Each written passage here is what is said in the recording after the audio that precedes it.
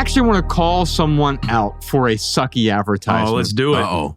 I'm calling out Ben Affleck for a sucky advertisement. I was hoping you would say, I'm calling out LeBron James. LeBron James. I wouldn't even agree with you, but I would have to be silent because I would just want you to criticize LeBron and enjoy hearing you criticize him. That's funny. Anyway. For today's sucky ad, let's take a look at this video. I want to call out Ben Affleck. Welcome to Dunkin', a new special. Dunkin' run, medium or large coffee, get a donut for an incremental $1. Like, how can it be this inexpensive and good? Cream, no sugar. I'm just gonna have to just give you 10 munchkins. You look a little lost. 1 second, I'm trying to find the bagels. Do I look familiar? Oh. Should I be in it, or you want just a self-portrait?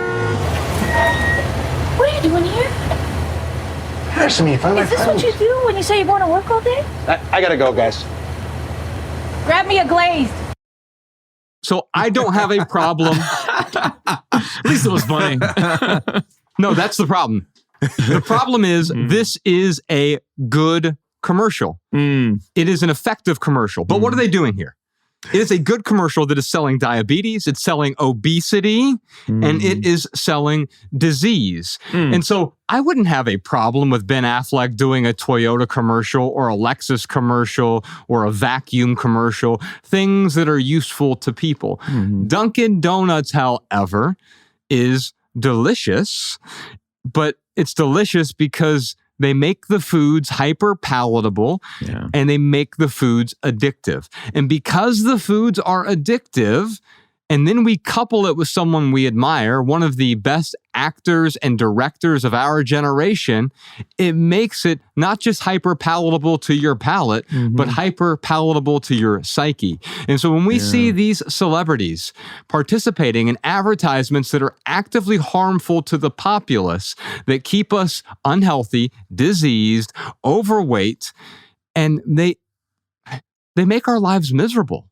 And so this is increasing the misery of humanity. Why do you do something like that when A, you don't need to do it, but B, it also makes you look like you aren't the person who you are. It makes you look like you aren't one of the best actors and directors and writers of a generation.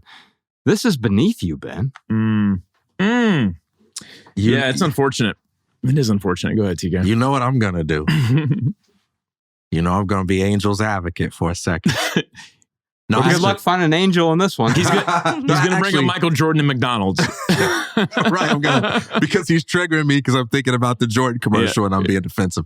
No, I'm just kidding. No, I'm genuinely curious. It's probably going to sound like I'm trying to needle you, but I really want to know your answer to this. I know you say you don't take a moral stance on it. That sounds to me like a moral stance. I'm not accusing you of being a hypocrite. Sure. I want you to reconcile that for me because it sounds like there's nothing wrong with a moral stance in my opinion, but it sounds like there's some should involved in there. Like there's a hierarchy of value, like he's doing something that's beneath him, that they're basically selling poison or selling diabetes. They're doing something unhealthy. And then on top of that, they're taking advantage of people in this way. It feels like a moral stance. If it's not, what is it? Why am I seeing it like that? I'm grossed out. That's what it is. I'm truly grossed out. When I see someone who's such a great actor, who's a great director, writer, just a brilliant artist, doing something like this, I see it and I'm like, why? Why would you do it? Not because I think it's immoral to do this. I don't think it's immoral. I think it's gross. I think doing advertisements like this, it's beneath us. It's certainly beneath a savant like Ben Affleck.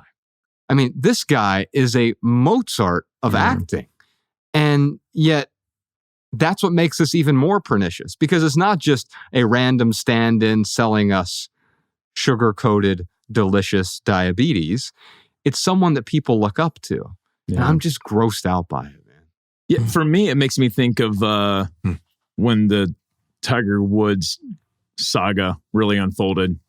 And how he was a serial cheater and things like I really looked up to Tiger Woods.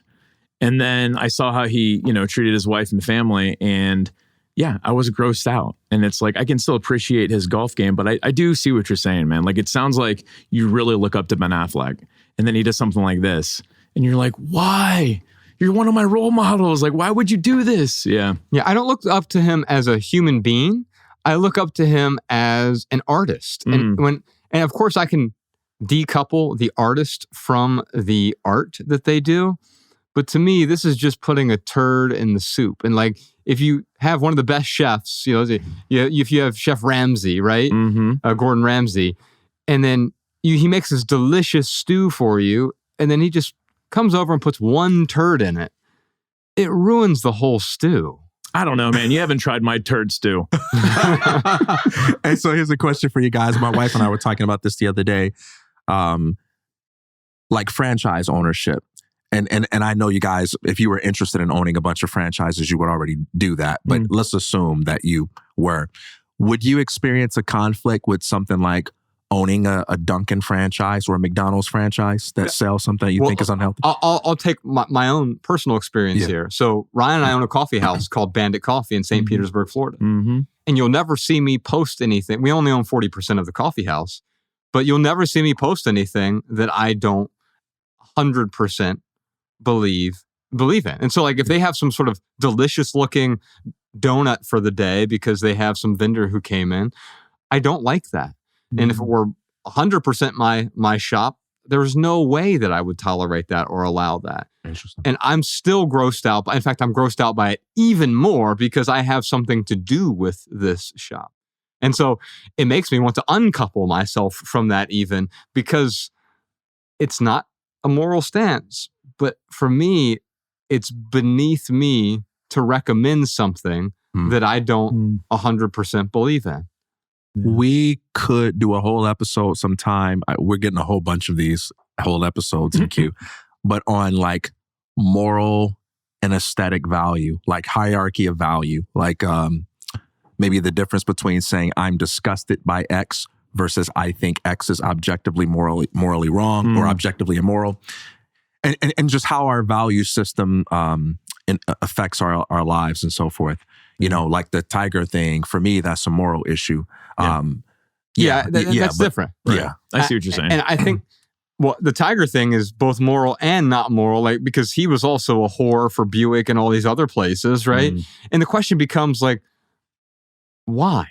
And it's a genuine question I have. Like, why? I understand if some random guy, if Jeff Woods is in the Buick commercial, it's so he can earn a living. And I don't begrudge anyone for that. And by the way, I defend Ben Affleck's right to be in this gross commercial. Right. I'm not saying he shouldn't be in it. In fact, if someone were to jump up and say, it should be illegal for actors to be in commercials, I would say no. I'm grossed out by these commercials, but absolutely not. I don't want to put a moratorium on that. Jordan, you had something to say real quick.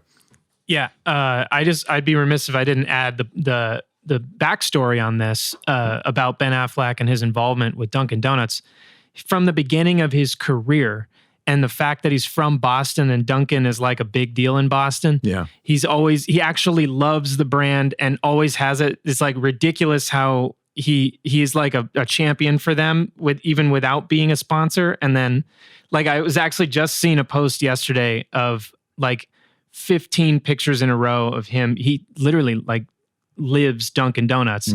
And his first role in his first movie was Good Will Hunting. And his first scene, he delivered a cup of Dunkin' Donuts to Will. So that's great. There's a little bit of like, it's not totally like a random brand deal. I would say there's a little like, I don't know if that doesn't help his situation in this regard, but I had to include that as a nice I think that tidbit. it makes it worse. And I'll say why really quickly. Because people associate Dunkin' Donuts with Greater Boston, specifically New England generally, right? And then they associate him with Boston, especially Good Will Hunting. And so what you're doing is you're associating a piece of art with a consumer brand. Imagine if, and by the way, I don't think we're that far off from this. One of my favorite books is Infinite Jest. And each chapter title is a year. And they've replaced the years with corporate sponsors. And so it's no longer 2017. It is the year of the Depend adult undergarment. Wait, as part of the writing? Part of the... Yeah, as part of the world that it's in. So interesting. we're no longer in 2017 or 2023 now. We are in the year of the Depend adult undergarment. I got to read that. Yes. But I'm sorry, were you finished? Go. What's interesting is first off, I love donuts. Like, I don't eat donuts all the time.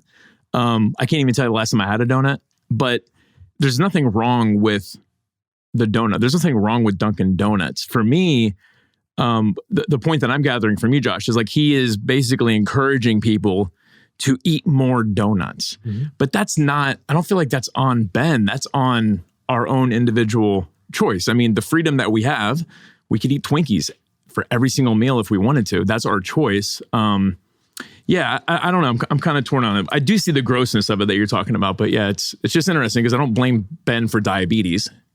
Yeah, this is interesting to me because the easy conversation for me to have, and I know it's not an easy conversation for everyone, but the easy direction for me to take the conversation is a legal one where I defend the right of people like Ben Affleck to make commercials for whoever he wants to make it for and say, I don't think anybody has the right to shut that down, right? To kind of make that sort of argument. But, there is a moral issue too, right? Like, just because something is legal or maybe shouldn't be made illegal doesn't mean that it's good.